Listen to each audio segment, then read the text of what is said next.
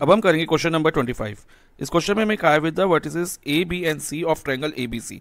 तीन वर्टिसेस है triangle A B C की, जैसे point A, point B, point C, तीन वर्टिसेस हो गई of triangle A B C. As a centre, इनको सेंटर मानते हुए arcs are drawn with radius 14 centimetre. तीन आर्क बनाई गई। आर्क क्या होती है बच्चा? कुछ इस तरह से होती है आर्क। जैसे ये एक आर्क हो गई, ये पार्ट ऑफ द सर्कल होता है। जैसे मान लो एक कंप्लीट सर्कल है कुछ इस तरह से, ठीक है। तो ये जो पार्ट है ना सर्कल का, इसे आर्क कहते हैं। आर्क ये भी हो सकती है, लेकिन हमें ट्रायंगल के विद इन वाली लेनी है इस क्वेश्चन में। और इस आर्क का रेडियस कितना दिया है? 14 सेंटीमीटर, ठीक है। इसी तरह से with B as a centre एक आर्क बनाई है, उसका भी रेडियस 14 है, okay. With C as a centre एक आर्क बनाई है और उसका भी रेडियस 14 है। और इन आर्क को बना के 3 portion of triangle so obtained are removed. 3 portion मिल गए हमें ट्रायंगल के। कौन कौन से पोर्शन है ध्यान से देना बच्चे, जो ये मैं शेड करके आपको बता रहा हूँ। ये वाला पोर्शन एक रिमूव किया, एक ये वाला पोर्शन रिमूव किया जो आर्क ट्रायंगल में के अंदर आर्क से अलग हो रहा है, जैसे ये वाला। 3 पोर्शन अलग करें, ठीक है। और हमें फाइंड करना है, find the total area remove from the triangle. Total area कितना रिमूव हुआ है ट्रायंगल में? जो मैंने शेडेड पोर्शन है वही एरिया रिमूव हुआ है।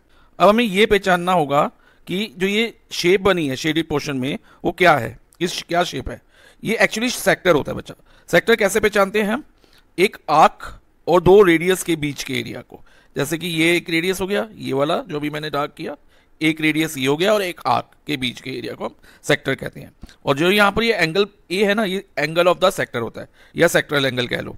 ऐसे ये भी सेक्टर है बी पे, इसे हम सेक्टर विद एंगल बी कहेंगे, इसे भी सेक्टर विद एंगल सी कहेंगे, जो सी वाला है। और तीनों सेक्टर का रेडियस क्या रहेगा? 14। जो आर्क का रेडियस है वही सेक्टर का भी रेडियस होगा। तो अब एरिया रिमूव क्या होगा? Total area remove is equal to area of sector with angle A, area of sector with angle A plus area of sector with angle B, मैंने लिखा हुआ है formula, plus area of sector with angle C. और area of sector का formula जो कि आपको याद रखना होगा वो होता है बच्चा theta upon 360 multiply pi are square. और इसमें थीटा क्या होता है? Angle of the sector, okay. तो इस हिसाब से जो फॉर्मूला बनेगा हमारा, ए पहले सेक्टर का, सेक्टर विद एंगल ए का, A upon 360 multiply pi are square, plus area of second sector का होगा B upon 360 pi are square, plus C upon 360 pi are square third sector का। अब इसको हम थोड़ा इजी बना लेते हैं इस फॉर्मूले को। कैसे इजी बनाएंगे? By taking common in 3 terms. तीनों टर्म में कुछ कॉमन है तो ले लेंगे। जैसे देखो बच्चा, न्यूमरेटर में पाई आर स्क्वायर कॉमन है, तो ये पाई आर स्क्वायर ले लो न्यूमरेटर से कॉमन।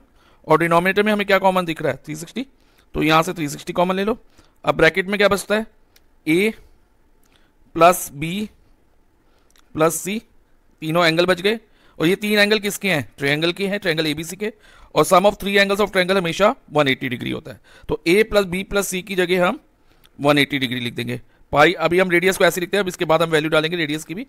और ए प्लस बी प्लस सी की जगह 180 आ जाएगा। इसे सिंप्लीफाई कर लेते हैं। जैसे 0 से 0 कट गया, 18 1 18, और 36 को 18 से डिवाइड करेंगे तो 2 आएगा। तो हमारा जो फॉर्मूला बन जाएगा ना बच्चा, वो बन जाएगा पाई आर स्क्वायर अपॉन 2। अब वैल्यू डाल दो। पाई की वैल्यू 22/7 होती है, ओके। और रेडियस हम 14 क्वेश्चन में मेंशन है, आर स्क्वायर है तो इसलिए 14 मल्टीप्लाई बाय 14 हो जाएगा। और अपॉन में 2 आ जाएगा, 1/2 लिख देते हैं इसको, जो ये नीचे 2 है, ठीक है। अब कैंसिल करो जो जो कट हो सकता है। जैसे 7 1 7, 7 2 14, और ये 2 इस 2 से कैंसिल हो जाएगा। हमारे पास आया 22 मल्टीप्लाई बाय 14।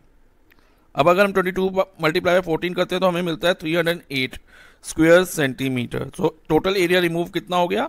308 square centimetre.